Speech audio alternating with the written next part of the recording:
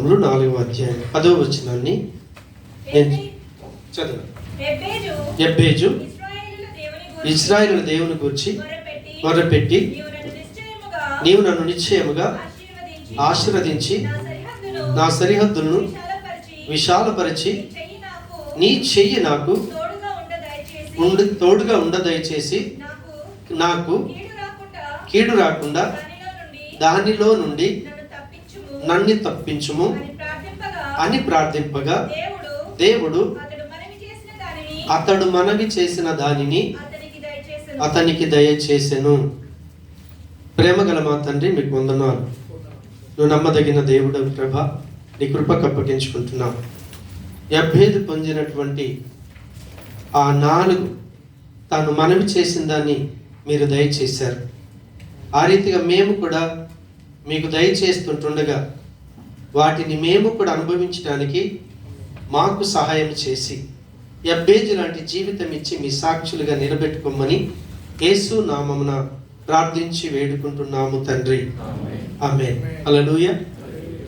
ఎబ్బేజు ప్రార్థన జీవితాన్ని మనం ధ్యానిస్తూ ఉన్నాం. ప్రత్యేకంగా ఎబ్బేజు 4 అడిగాడు.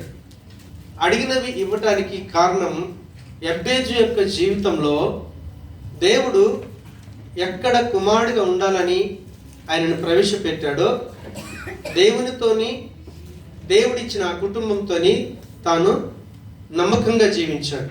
దేవునికి స్తోత్రం. రెండోదిగా తను చూస్తే అక్కడ ఏమై ఉండాలని పిలిచాడో పిలిచిన పిలుపుకు తగినట్టుగా ఆయన ప్రవర్తించాడు.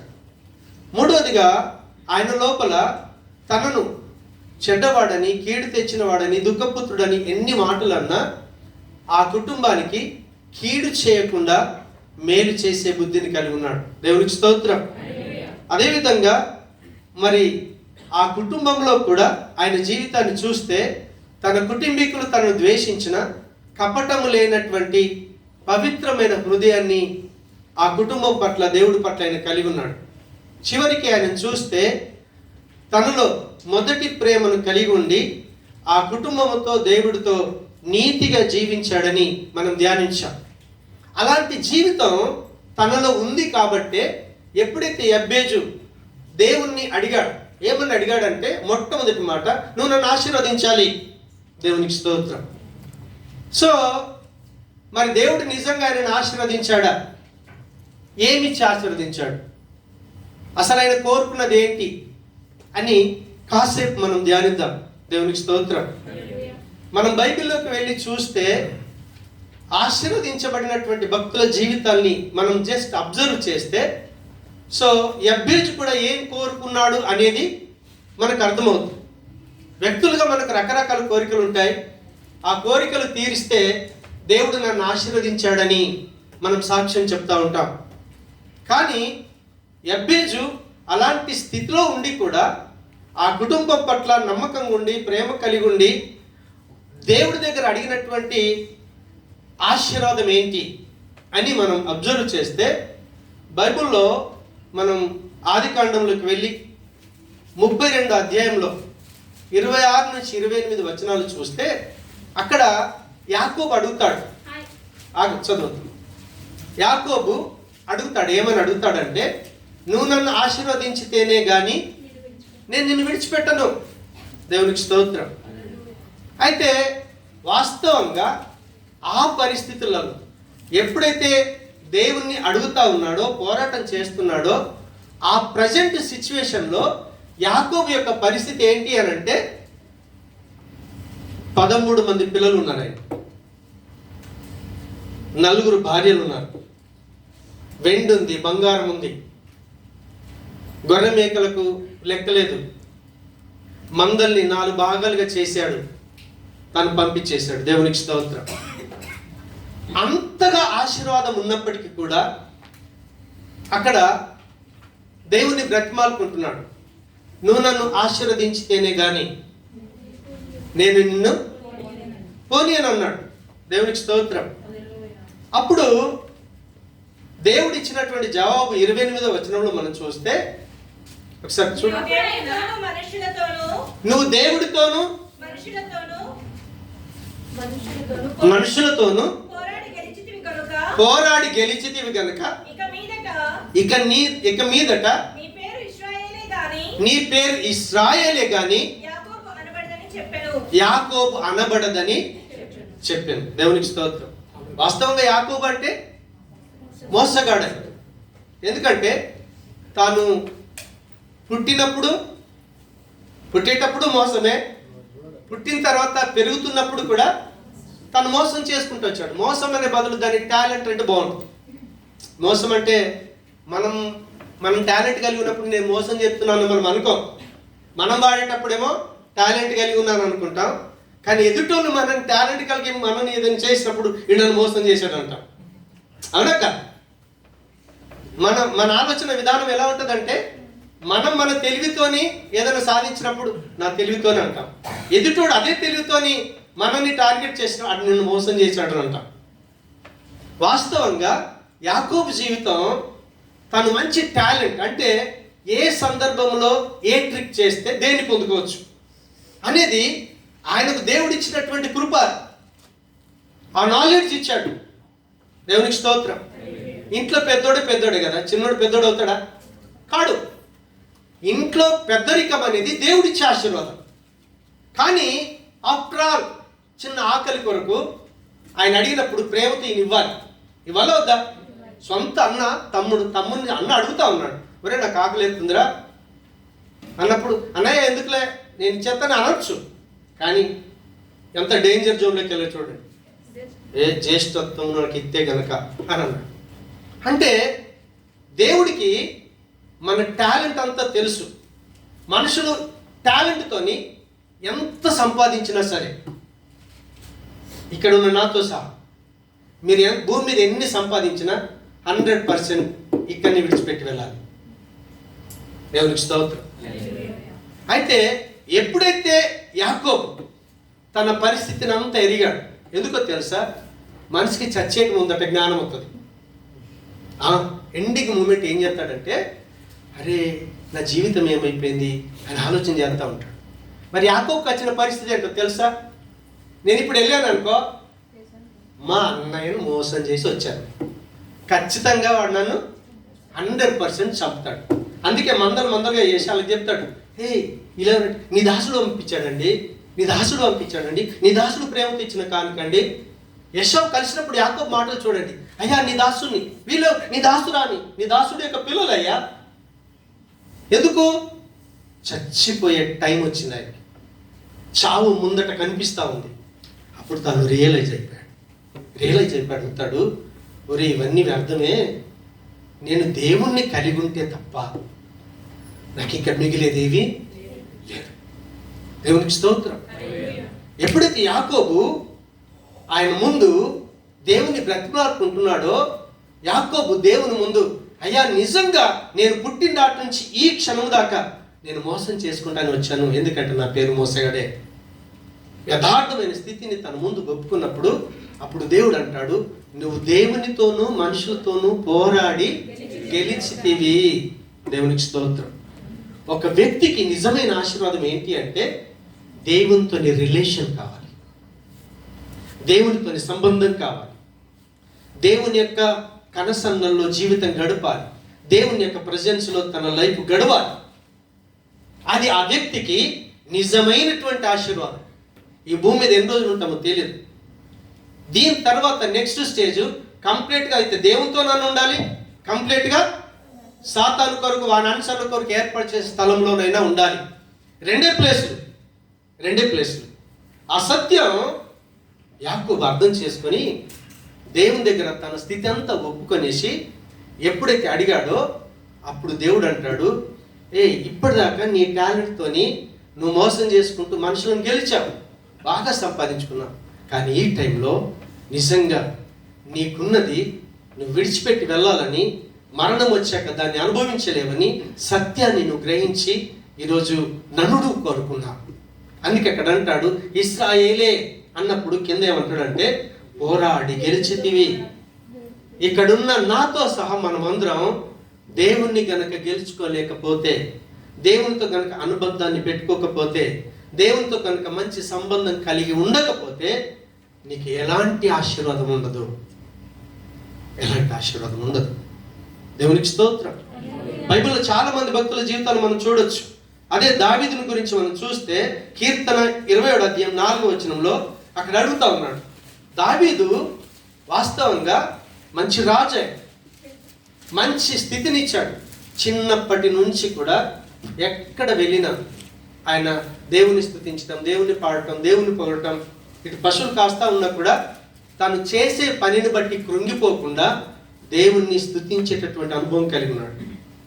కానీ ఒకరోజు తనకున్న పరిస్థితిని బట్టి యెరూషలేమును, దేవుని మందిరాన్ని విడిచిపెట్టేసి అడవుల పాలు, కొండల పాలు కావాల్సి వచ్చేసింది. అప్పుడు దేవుణ్ణి ఒక వరం అడుగుతా ఉన్నాడు. కీర్తన 27 అధ్యాయం 4వ వచనంలో చూస్తే అంటాడు, యెహోవా యొద్ద ఒక వరం అడిగి తిని దానిని నేను వెతుకుచున్నాను.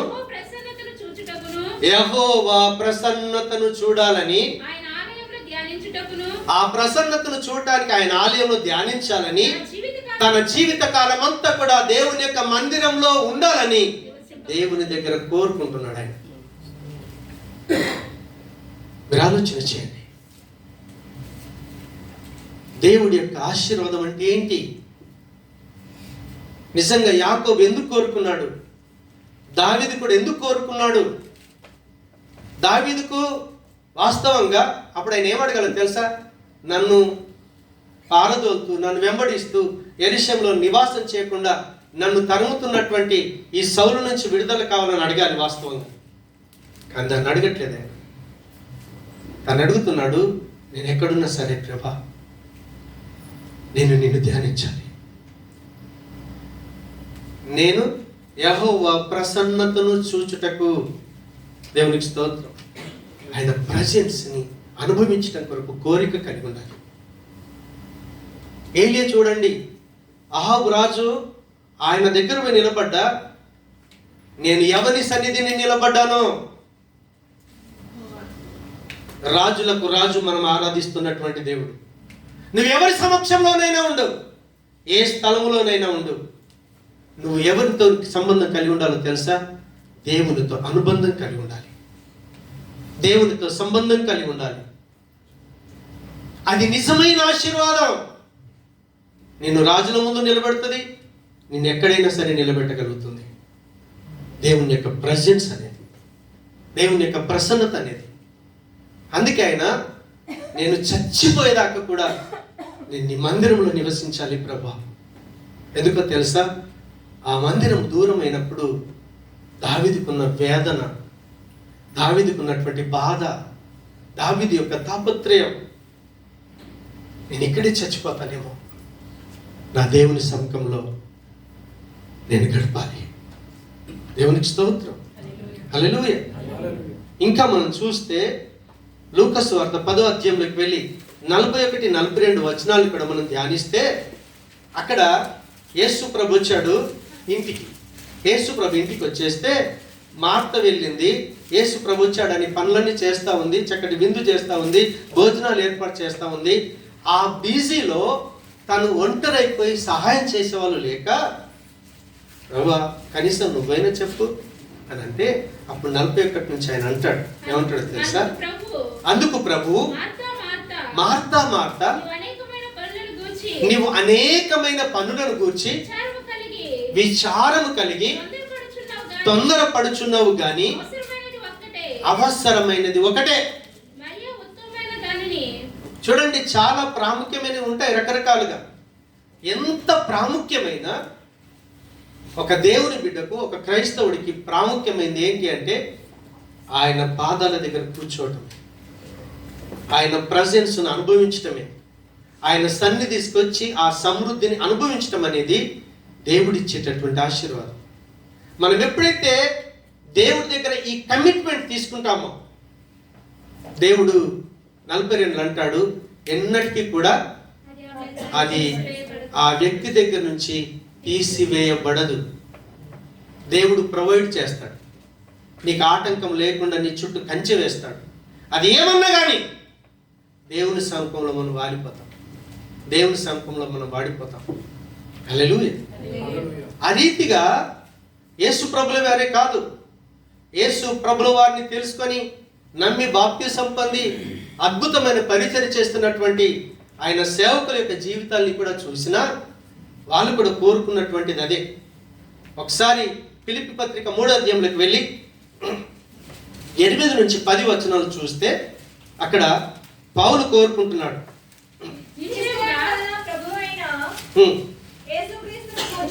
యేసుక్రీస్తును గూర్చిన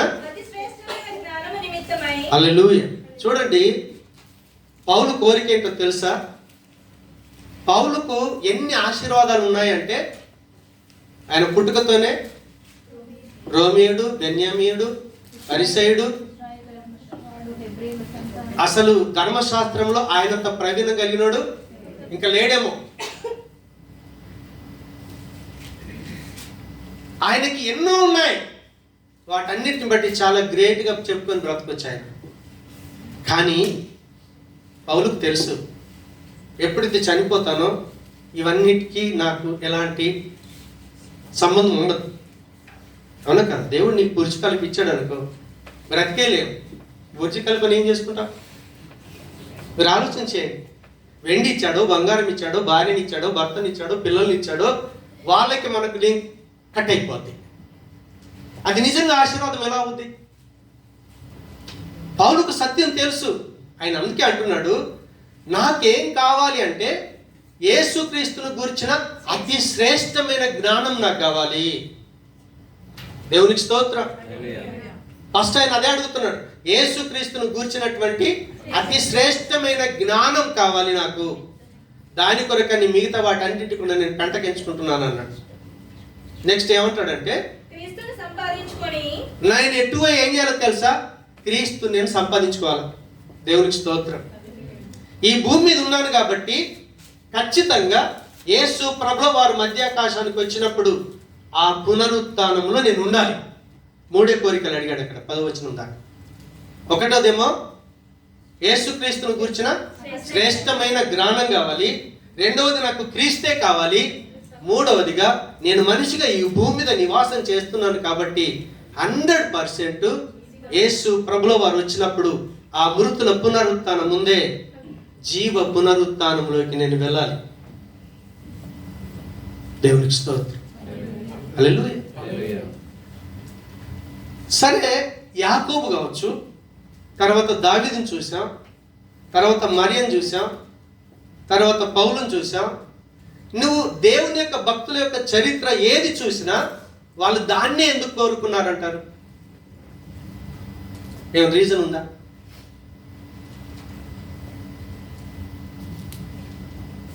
ఇంకేదైనా కోరుకోవచ్చు కదా. నిజంగా దేవునితోనే సంబంధం కోరుకోవటం. ఎప్పుడే చూడండి, ఖచ్చితంగా నువ్వు నన్ను ఆశీర్వదించాలి అంటే నీకు నాకు రిలేషన్ కావాలి. వాళ్ళు దేవుని ఎరిగిన భక్తులందరూ కూడా కోరుకోవటానికి రీజన్ ఏంటి అంటే, మనం ఆదికాండంలోకి వెళ్తే ఈ భూమి మీద ఫస్ట్ మానవుడికి ఇచ్చిన ఆశీర్వాదమే అది. దేవునికి స్తోత్రం. హల్లెలూయా. ఆదికాండం 1వ అధ్యాయంలోకి వెళ్ళి చూస్తే 1వ అధ్యాయంలో అక్కడ ఆదాముకి ఇచ్చినటువంటి ఆధిక్యతలు ఏంటో చూస్తే ఆయన అంటాడు. ఆ మాట చదువు ఒకసారి. 1వ అధ్యాయం 28వ వచనం. అక్కడ ఆగాలి. దేవుడు ఆదామవ్వల్ని ఏం చేశాడు? ఆశీర్వదించాడు. ఆశీర్వదించిన తర్వాత మిగతా చెప్తున్నాడు. హల్లెలూయా. ఇప్పుడు అబ్బాయి కూడా ఏం కోరుకున్నాడు? ఆశీర్వాదం కోరుకున్నాడు. నా సరిహద్దులు విశాలపరచబడాలని కోరుకున్నాడు. దేవుని ప్రజెన్స్ కోరుకున్నాడు. నీ హస్తం నాకు కావాలి. ఆ తర్వాత కీడు నుంచి నేను తప్పించబడాలి. దేవునికి స్తోత్రం. రీజన్ ఏంటి అంటే, అసలు దేవుడు ఎప్పుడైతే మానవుణ్ణి తన పోలికలో తన స్వారూప్యంలో నిర్మాణం చేసుకున్నాడో, దేవుడికి ఉన్న ఒకే ఒక కోరిక ఏంటో తెలుసా? ఈ మానవుడికి నాకు సంబంధం కలిగి ఉండాలి. అందుకే మీరు ఆదికాండంలో చూడండి, 3వ అధ్యాయం దాకా కూడా చూస్తే ప్రతి చల్లపూట వచ్చి ఆదాం అవ్వలతోని చక్కగా మాట్లాడేవాడు. ఆయన ముఖాముఖిగా మాట్లాడుకునేవాడు. దేవుడితోని ఎప్పుడైతే ఆ సంబంధం కలిగి ఉంటామో దేవుడితో ఎప్పుడైతే ఒక మంచి అనుబంధాన్ని కలిగి ఉంటామో ఆయన సమక్షంలో ఆయన ఇచ్చేటటువంటి ఆశీర్వాదాలు ఎక్సలెంట్గా ఉంటాయి. అందుకే అక్కడ ఆదాము అవ్వల్ని ఆశీర్వదించి ఏమంటాడంటే మీరు ఫలించాలి. దేవునికి స్తోత్రం. దేవుని యొక్క ప్రజెన్స్ మనతో ఉంటే, దేవుడు మనతో ఉంటే, దేవుడితో మనకు రిలేషన్ ఉంటే మన యొక్క జీవితంలో ఫలింపు ఉంటుంది. ఆ ఫలింపు మన కళ్ళారా కనిపించేటట్టుగా అభివృద్ధి కనిపిస్తుంది. దేవునికి స్తోత్రం. హల్లెలూయా. ఎప్పుడైతే మనం అభివృద్ధి చెందుతూ ఉంటామో, ఆ అభివృద్ధి చెందుతున్నప్పుడు దేవుడు మనకి ఏమి ఇస్తాడంటే అధికారాన్ని ఇస్తాడు. ఎందుకంటే నీకు ఎవరితో రిలేషన్ ఉంది? ప్రపంచాన్ని ఏలుతున్నటువంటి దేవుడితో సంబంధం ఉంది. మనం ఆర్డినరీ పీపుల్స్ కాదు. ఒక క్రైస్తవుడికి ఎవరితో రిలేషన్ ఉంటుందో తెలుసా? ప్రపంచాన్ని ఏలుతున్నటువంటి అధినేతతో. అందుకే ఆయనకు రాజులకు రాజు, ప్రభువులకు ప్రభువు. ఆయననట అందరికంటే పైనున్నటువంటి వాడట ఆయన. యేసు ప్రభుల వారు ఆయన యొక్క ఔన్నత్యాన్ని మనం ధ్యానిస్తే, అంత గొప్పవాడితో నీకేం కావాలంటే రిలేషన్షిప్ కావాలి. ఏ రోజైనా మోకరించి, ప్రభా నువ్వు నేను మాట్లాడుకుంటున్నప్పుడు నేను మాట్లాడటమే కాదు, నువ్వు కూడా నాతో మాట్లాడాలి. మోకరించి ఏ రోజైనా దేవుణ్ణి అడుగుతా ఉన్నారా? మనం single by one side love అనమాట. చెప్పేటి అని వెళ్ళిపోతాం. ఆయన ఇచ్చే జవాబు దాకా మనం కూర్చో అడిగం. సహనం లేదు, పని ఒత్తిళ్ళు, రకరకాల సమస్యలు, కుటుంబాల ఒత్తిళ్ళు.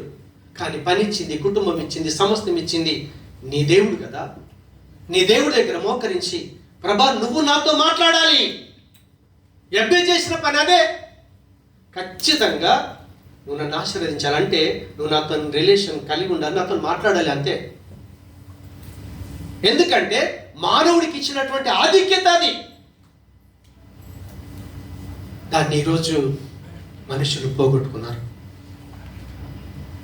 మానవులు పోగొట్టుకొని జీవితానికి గమ్యం ఏంటో తెలియక లోకమే జీవితం అనుకొని బ్రతుకుతూ డబ్బు సంపాదనలో, పేరు ప్రతిష్టలో వాటి కొరకు పరిగెత్తుకున్నారు. అందుకే మొదటి యోహానులో అంటాడు, లోకములో ఉన్నదంతా కూడా శరీరాశ, నేత్రాశ, జీవపు డంబము, అవి తండ్రి వలన కలిగినవి కా. వాటిని కనుక ప్రేమిస్తే తండ్రి ప్రేమ నీలో లేదు, ఉండదు. అందుకే యెబ్బేజు ఆదాముకి ఇచ్చినటువంటి ఆ ప్రత్యక్షతను జ్ఞాపకం చేసుకుని, ప్రభు ఆనాడు ఆదాము అవ్వల్ని నువ్వు ఆశీర్వదించావే, నువ్వు వాళ్ళతో ముఖాముఖిగా మాట్లాడావే, వాళ్ళతో బంధం కలిగి ఉన్నావే, ఏం చేయాలో ఎలా జీవించాలో వాళ్ళకి చక్కటి వివరణ ఇచ్చావే, ఆ సంబంధం నాకు కావాలి. ఎప్పుడైతే ఒక వ్యక్తి దేవుడితో చక్కటి అనుబంధాన్ని కలిగి ఉంటాడో, ఫలించడమే కాకుండా, అభివృద్ధి పొందడమే కాకుండా, అధికారమే కాకుండా, ఆ వ్యక్తి అట ఏమై ఉంటాడు అని అంటే, ఇదే ఆదికాండం 1వ అధ్యాయంలో ఆయన సెలవిస్తాడు. ఏంటి అని అంటే, ఒకసారి 29వ వచనం లాస్ట్ లైన్ చదవండి. ఆదికాండం 1. ఆఖర్లేనంటున్నాను, అంతేనా? దాని మీద ఏముంది?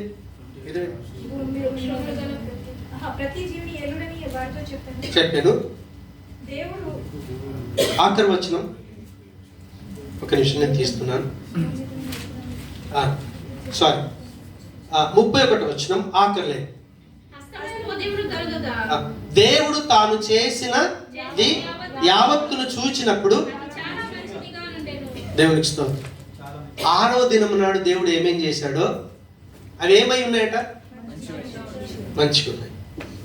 ఆదామును చూశాడు, బాగున్నాడు, చెడిపోలేదు. హల్లెలూయా. తను ఏమేం చేశాడో, చేసినటువంటి ఆ సృష్టి అంతా కూడా ఎలా ఉందట? మంచిగా ఉన్నది. దేవుడు ఎప్పుడు అబద్ధం ఆడతాడా? దేవుడు అబద్ధం ఆడతాడా? మనుషులమైన అబద్ధం ఆడతాం, మంచులను చెడని చెప్తాం, చెడులను మంచి అని చెప్తాం. కానీ దేవుడు పర్ఫెక్ట్ జవాబు ఇచ్చేవాడు. ఆదామును అవ్వను చూశాడు, వాళ్ళు ఎలా ఉన్నారంటే మంచివారుగా ఉన్నారు. ఎప్పుడైతే దేవునితో రిలేషన్ కోల్పోయినరో వాళ్ళు చెడ్డ వాళ్ళు అయిపోయారు. దేవునితో ఎడబాటు వచ్చినప్పుడు ఏమైంది? చెడిపోయారు. దేవునితో సంబంధం కలిగి ఉన్నప్పుడేమో మంచి వాళ్ళు ఉన్నారు. ఒక దేవుని బిడ్డకి ఆశీర్వాదం ఏంటి అని అంటే, ఒకవేళ నీకు దేవునితో కనుక బంధం లేకపోతే, సంబంధం లేకపోతే నువ్వు చెడిపోతావు. నువ్వు మంచివాడు ఉండటమే దేవుడు నీకు ఇచ్చేటటువంటి ఆశీర్వాదం. నువ్వు కరప్షన్ కాలేవు, కలుషితం కాలేవు, అపవిత్రం కాలేవు. నీ లైఫ్ ఎలా ఉంటుందంటే పర్ఫెక్ట్గా ఉంటుంది. ఏ కోణంలోనైనా తీసుకొని నీ జీవితాన్ని పరీక్ష చేస్తే ప్రతి కోణంలో నువ్వు మంచివాడిగా దేవుడి చేత సాక్ష్యం కలిగి ఉంటావు. ఇప్పుడు దేవుడితో ఉన్న రిలేషన్ ఆశీర్వాదమా, వెండి ఆశీర్వాదమా, బంగారం ఆశీర్వాదమా, ఆస్తి ఆశీర్వాదమా, హోదా ఆశీర్వాదమా? ఏది ఆశీర్వాదం? దేవునితో ఉన్న రిలేషన్ మనిషికి ఆశీర్వాదం. ఈరోజు మనం ఆలోచన చేయాలి.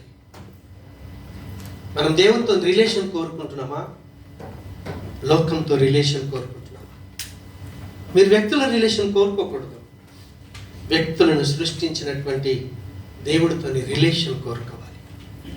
మీరు ఇంటికి వెళ్తారు కదా, ఒక రోజులో కనీసం నీ దేవుడితో ఎంతసేపు మాట్లాడుతున్నారు? మీరు మీ గుండెల మీద చేసుకుని మీ జీవితాలు మీరే విమర్శించుకోండి. దేవుడు నీకు జీవితం ఇచ్చి ఎలా ఉండాలో, ఎలా ఉండకూడదో, ఎలా ఉంటే ఎటు వెళ్తావో, ఎలా ఉంటే ఎటు వెళ్తావో గమ్యం ఏర్పాటు చేసినటువంటి బైబిల్ను మనం ఎంత మటుకు చదువుతున్నాం? దానికి టైం లేదు అని అంటే మనంతటి భ్రష్టులు ఇంకొకరు లేరు. దేవుని పిల్లలుగా మనంతటి దౌర్భాగ్యులు ఇంకొకరు లేరు. ఎందుకంటే వాక్యం ఏం చెప్తుందో తెలుసా? ఇశ్రాయేలు, నీ భాగ్యం ఎంత గొప్పది. గొప్ప భాగ్యాన్ని దేవుడు ఇచ్చాడు. కానీ ఈరోజు ఆ భాగ్యాన్ని మన చేతులారని మనం పోగొట్టుకుంటే మనంతటి దౌర్భాగ్యులు లేరు. అందుకే యబ్బేజు జీవితాన్ని నేను ధ్యానిస్తూ ఉన్నప్పుడు నిజంగా యబ్బేజు జీవితం ఆ 2 లైన్ల ప్రార్థన ఆదికాండం నుంచి ప్రకటన దాకా ఉంది. మీరు దాన్ని డీప్గా స్టడీ చేయండి. నెక్స్ట్ వీక్ ఈ సబ్జెక్ట్ ఉంది. యబ్బేజు గురించి మీరు ప్రార్థన చేసి ధ్యానించండి. మీకు అదేనా ఆలోచన నాకు పంచుకోండి. యబ్బేజు దేవుణ్ణి అడిగాడు, నువ్వేమి ఇచ్చినా ఇవ్వకపోయినా నీతో నాకు రిలేషన్ కావాలి. దేవునికి స్తోత్రం. ఎందుకంటే ఆదాముకు ఆ రిలేషన్ ఎప్పుడైతే ఇచ్చాడో వారు ఫలించారు, అభివృద్ధి చెందారు. దేవుడు ఎంతగా అభివృద్ధి చేశాడో తెలుసా? ఆదాము అవ్వలకి. ఆదాము దగ్గరికి వెళ్ళి చూస్తే దేవుడికి దాదాపు ఎంత నాలెడ్జ్ ఉందో. కొన్ని మనుషులకి ఇచ్చేటి ఇవ్వడు, లిమిట్ ఉంటుంది దేవుడి నుంచి పొందుకునేటివి. ప్రతిదాన్ని నిలబెడితే పేరు పెట్టి చెప్పేశాడు, ఈ పేరు ఈయనకి సరిపోద్ది, దీనికి సింహం అని పెట్టచ్చు, దీనికి పులని పెట్టచ్చు, దీనికి మేక అని పెట్టచ్చు, దీనికి కోతి అని చెప్పచ్చు. ప్రతి ప్రాణికి ప్రాణం ఏ పేరు పెట్టాడో ఈ రోజు వరకు కూడా. మన వాళ్ళు ఇప్పుడు పేరు చేంజ్ చేస్తారు కదా, అవును కాదు? కొన్ని రోజులు ఇండియా అన్నాం, కొన్ని రోజులకి ఏం పేరు వస్తుందో తెలియదు. దేవునికి స్తోత్రం, ఎవడి అధికారం వాడిది. కానీ అధికారం కలిగిన దేవుడు ఒక పేరు పెట్టాడు అనుకోండి, పర్మనెంట్గా ఉంటుంది. దేవునికి స్తోత్రం. కాబట్టి ఆ యబ్బేజు ఎప్పుడైతే దేవుని బ్రతిమాలుకున్నాడో దేవుడు అనుమతి ఇచ్చేశాడు. ఓకే యబ్బేజు, నీ ఇంటి వాళ్ళు నిన్ను వేదన పుత్రుడు అంటుండొచ్చు, నువ్వు బాధ తెచ్చిన వాడు అంటుండొచ్చు, ఒకవేళ వాళ్ళు నిన్ను దూరం చేస్తుండొచ్చు, నేను నిన్ను విడవను, నేను నిన్ను ఎడబాయను, నిన్ను కునుకకుండా నిద్రపోకుండా కాపాడువాడు నేనని ఆయన వాగ్దానం ఇచ్చిన దేవుడు ఆయన. ఈరోజు ఎందరం ఆయనను కోరుకుంటున్నాం? మీరు ఆలోచన చేయండి. ఒక క్రైస్తవుడిగా, ఒక దేవుని బిడ్డగా మనం ఆయనను ఎంత మట్టుకు కోరుకుంటున్నాం? ఒకవేళ దేవుడే నీ ముందు నిలబడి ప్రభు వచ్చి, అయ్యా నీకు ఏం కావాలంటే నువ్వేం కోరుకుంటావు? శాశ్వతమైన కోరుకుంటామా, లోక సంబంధమైన కోరుకుంటామా? ఆ టైంలో నీకు ఆలోచన ఏమవుతుందో తెలుసా? నీ మనసంతా లోకం మీద ఉంటే లోక సంబంధమైనది అడుగుతావు. కానీ నీ మనసు ప్రతి క్షణం దేవుని మీద ఉంటే కనుక ఖచ్చితంగా దేవుణ్ణే కోరుకుంటాం. ఎందుకంటే మన మనసు మనం అడిగేటప్పుడు మనల్ని ప్రేరేపిస్తూ ఉంటుంది. కాబట్టి లేచిన కూర్చున్న ప్రభు అంటాడు, ఏమంటాడంటే, మీరు ద్రాక్షవల్లిలో తీగ నిలిచి ఉంటేనే కానీ మీరు ఫలింపరు. ఒకవేళ నేను నిజమైన ద్రాక్షవల్లిని, మీరు తీగలు. మీరు ఎప్పుడైతే నాతో అంటకట్టబడతారో అప్పుడు పనికిరాని తీగలన్నింటినీ ఆయన కత్తిరించేస్తాడట. మనకు రకరకాల కోరికలు ఉంటాయి, కానీ దేవుడితో ఎప్పుడైతే రిలేషన్ కోరుకుంటావో దేవుడు దాన్ని ఎంట కట్ చేసుకుంటూ వచ్చి దేవునిలో ఎదిగేటటువంటి జీవితాన్ని ఇస్తాడు ఆయన. దేవుడిలో ఫలించేటటువంటి జీవితాన్ని ఇస్తాడు ఆయన. గర్భించి కోరుకుంది అదే. ఈరోజు మనం కూడా అదే కోరుకోవడానికి ఇష్టపడితే ఆ ఇష్టం ఎప్పుడు వస్తుందో తెలుసా? నువ్వు లేచినా, కూర్చున్నా, పని చేసినా. పని చేయొద్దని లేడు దేవుడు, పని చేద్దన్నాడా?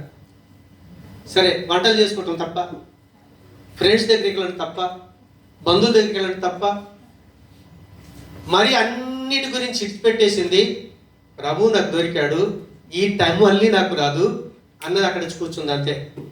వార్తకి టెన్షన్, అరే ప్రభు వచ్చాడు, భోజనాలు చేయాలి, పక్కింట్లో వస్తారు, వాళ్ళకి అన్ని ఏర్పాటు చేయాలి, ఇంట్లో ఒకటి ఉంటే ఒకటి లేదు, నాకు సహాయం చేయాల్సిన చెల్లిపోయి అక్కడ కూర్చుంది అని తను బాధపడతా ఉంటే ప్రభు ఒకటే జవాబిచ్చాడు, మార్త, నువ్వు అనేకమైన వాటి గురించి నువ్వు చింతిస్తున్నావు.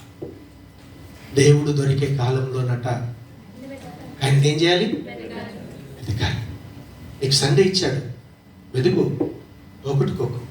ఇంటికి వెళ్ళి డ్యూటీ చేసుకుని వచ్చావు, భార్య భర్తలు ఉంటే, పిల్లలు ఉంటే, కుటుంబంగా కూర్చోండి. ఒంటరిగా ఉన్నావా? కూర్చో. లేకపోతే ఒంటరిగా ఉన్న 4-5 ఒక క్యాంప్కి దగ్గర ఉన్నారు, ఆ దగ్గరికి పిలుచుకో, అయ్యా కాసేపు కూర్చుందా. వెతకండి, ఆయన మాటలు ధ్యానించండి. ఎబ్బేజును ఆశీర్వదించిన దేవుడు ఈరోజు మనల్ని కూడా ఆశీర్వదిస్తాడు. దేవుడికి స్తోత్రం. అలా ఆశీర్వదించిన దేవుడు ఏం చేశాడంటే, ఆయన అంటాడు, ఓకే, రెండోది ఏం అడిగాడు? నా సరిహద్దులు విశాలపరచమన్నాడు. సరిహద్దులు ఎలా విశాలపరిచాడో నెక్స్ట్ వీక్ ధ్యానిద్దాం. దయచేసి మీరు చదువుకొని రండి. దేవుడు మిమ్మల్ని దీవించును గాక. ప్రార్థన చేసుకుందాం. ప్రేమ కలిగిన మా తండ్రి, కృపా కనికరం గల మా దేవా, మీకు వందనాలు. నిజంగా అబ్బేజు జీవితం మమ్మల్ని కదిలిస్తుంది ప్రభువా. ఆయననున్న మంచి జీవితం మాకు కావాలి. నీతో సంబంధం ఇచ్చి, బంధం ఇచ్చి నువ్వు ఆశీర్వదించిన దేవుడు. అందుకే ఈ లోకంలో ఎవ్వడు ఇయ్యలేనటువంటి భాగ్యం. నేను పాపినే, కానీ ప్రభువును నమ్మి బాప్తీసం పొందితే పరమాత్ముడితో చక్కటి అనుబంధం ఇచ్చే దేవుడు, దేవుడితో సంబంధం కలిపేటటువంటి దేవుడు ప్రభు అయినటువంటి యేసుక్రీస్తుల వారు. ప్రభా, నీతో బంధం, నీతో అనుబంధం అనే ఆశీర్వాదం నాకు కావాలి. ఎందుకంటే నీతో ఎప్పుడైతే నేను బంధం కలిగి ఉంటానో నేను ఏ రోజు చెడిపోలేను ప్రభా. నా మాట కావచ్చు, నా చూపు కావచ్చు, నా తలంపు కావచ్చు, నా ఆలోచనలు కావచ్చు, సమస్తము మంచిగా ఉంటాయని నువ్వు ఆదాం అవ్వల గురించి సాక్ష్యం ఇచ్చిన దేవుడు. నీతో బంధం కలిగి ఉండి అలాంటి మంచితనంలో మా అందరి జీవితాలు కట్టబడటానికి ఈరోజు మమ్మను మీరు ఆశీర్వదించినందుకు నీకు వందనాలు చెల్లిస్తూ యేసు నామమున ప్రార్థన చేస్తున్నాము తండ్రి. ఆమేన్. ఆమేన్.